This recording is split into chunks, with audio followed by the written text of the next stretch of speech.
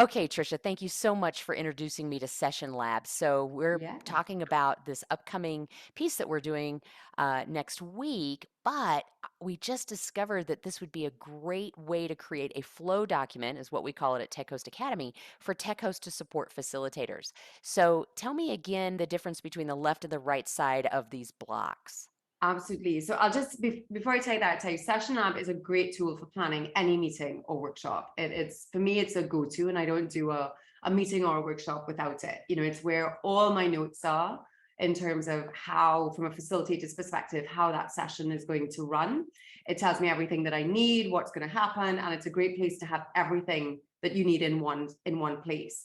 So a generic session lab looks a little different to this. So if I just go down to the bottom, you get an empty column, an empty block that looks like this at the bottom here. And you can make the two columns, you can flex those to represent whatever material or information you need to have in one case or the other. So in the version that we're looking at here, which is the session lab for our upcoming session next week, I have different blocks that show what's preparation or what's introduction. I have different color coding for different things. So I can say like this section is a check-in or a checkout or an activity or something like that. So I can color code blocks. And then the way I use it is in the left-hand column, I have some generic information like what's the purpose of this section.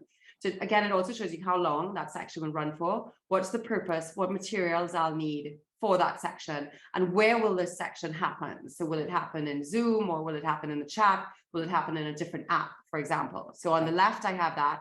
And then on the right, I have the process that I'm going to go through, the step-by-step bits that are going to happen for that block of time, and any facilitation notes that I want to remember. So specific things that I want to recap on, debrief on, or ideas that I'm listening for. So that's how I use mine. But like we were just talking about, from a tech host perspective, you could have facilitator notes on the left and tech host notes and tech host information on the right, for example. So you could change up how the session lab is designed in order to capture that material. That's excellent. Excellent. Thank you so much for sharing this with us. All right. Yeah, it's an excellent tool, and don't leave home without it.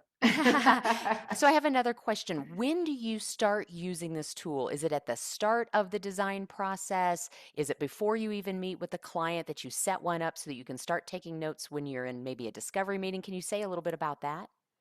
So I might use it in a discovery meeting, not not in a shared perspective, just to keep my own notes if they're ideas, but I find less so. Normally in a discovery meeting, I like to do something that's more shared. So I might use a Miro board or a Google Doc where I'm just capturing notes so that the client can see it Mm-hmm. as well. Mm-hmm. Once I have a sense of where we're going, then I start putting things together in a session lab in a very rough way. I'll just have high level blocks Mm-hmm. of different categories of what's going to happen. And then I'll use that again within a session with the client to say, this is what I'm thinking, and this is how, it might look. There's some clients that like to see the detail Mm-hmm. of this. Mm-hmm. This is not what I would share with the general Right. attendees of a session. This It's is really the purely facilitation, your facilitated agenda.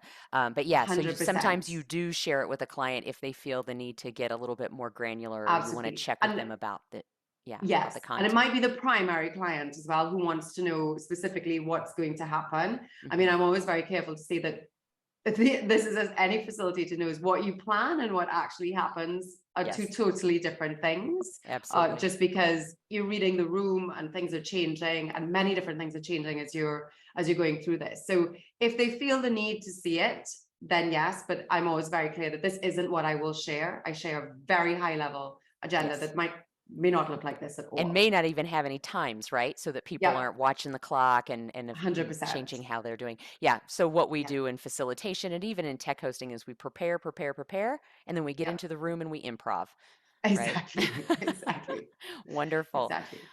All right. So, what a Absolutely. wonderful tool. Thank you so much for sharing that. Let's talk a little bit about the session that's coming up. Let's first talk maybe about how we met and where Ooh. our creative intersections come together, and then what Yeah. people are going to benefit from attending our session next week, right? So, Oh, how did we meet? I think you called me or I contacted me when did. I got back into Southwest Colorado after traveling a bit, and you wanted to learn lettering? Yes, 100%. So I had gone to a Grove visual facilitation session, in-person session, so long before COVID disrupted everybody's world. And there we were, it was the first course I was taking around visual facilitation and being a visual practitioner. And when I was there, I remember just having this epiphany of like, okay, if I'm going to get good at this, I need two things. I need to improve my icons and I need to improve my lettering. Yeah. And I went on a hunt of like, who can help me improve my lettering? Who can help me improve sort of just building an icon library? And I landed up with Heather and Vocablo. Nice. Those two answers. And I contacted you, and that's how we set off on a sort of a lettering journey, which Yeah. I think has led to many different things, which has Right. landed us here today in terms of tech hosting. So it was back probably 2017 or maybe 2018 when we first met, Yep, I that's think. right. And Yeah. you came to this already as a facilitator, right? So you were Yes. already a facilitator, you were learning the visual part, and that just springboards you to be able to do lots of different processes with groups and Absolutely. And adding I always visuals. had this passion as a facilitator that there was something really powerful that happened in the room when you brought visuals in That's there.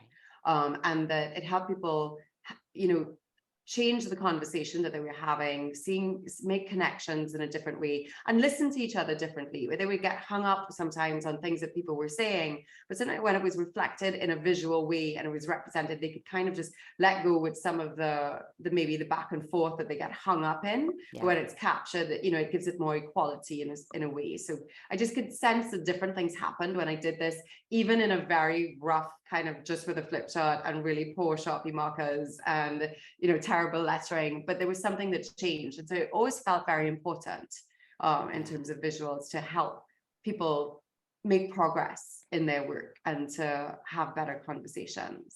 Well, we certainly understand the power of visuals in our work. And now that we're online and doing more of this work, I think you might have attended. I did a live session where I talked about Tech Host Academy. I was just starting to introduce it, and you said, "Hello, let's get Yes. together and talk about how can we make these online sessions more engaging." Right? 100%. And so what happened for me, that was the visuals is one part of it, but what happened for me is visuals was something I started to bring into facilitation work, right? And being intentional about every session that I held, making sure there was a way of having visuals in there to help the conversation and to progress the work. And then when we had this big shift where everything went online, there was a bit of figuring out in terms of how do you do that? How do you still bring that in a way? Because obviously, as a facilitator for me, I was doing it on paper and pen in the room with people. But how do you bring that back into online sessions? Right. I know there are many different ways, and I know that isn't what we're talking about today, but there are many different ways that you can do that in an online session. But part of why I came to you with tech hosting is something that had been coming up for me as well in this transition to online. There was a lot of talk and a lot of people asking a lot of questions about how do you make online meetings engaging? How do you make online meetings engaging? And people struggling to feel like all of these online sessions were becoming stale and they were just losing Yeah. connection with people. They weren't getting the best thinking out of everyone. They weren't doing their best work together. And it was just sort of going through the rhythm of people logging into the Zoom and then logging out, maybe turning off their cameras, multitasking, doing 100 other things. And then the meeting was over and then, nothing being done. Right. So how did you make sure that online sessions were engaging? And I started reflecting that a lot of the work that I have done as a facilitator, came down to boosting engagement in different ways. And if I could unpack that Mm-hmm. in a way, and because engagement isn't magic, it isn't just something that happens, but it can be really intentional. And if you know what the things are Mm-hmm. inside of it, then we can intentionally design for engagement in sessions. So I started to take a lot of my facilitation methodologies and break those down into understanding, well, what is it that makes that engaging? So, and just to kind of to give a little bit more context to that, is people would often say when you're in an in-person workshop at the end of it, like, wow, that was amazing.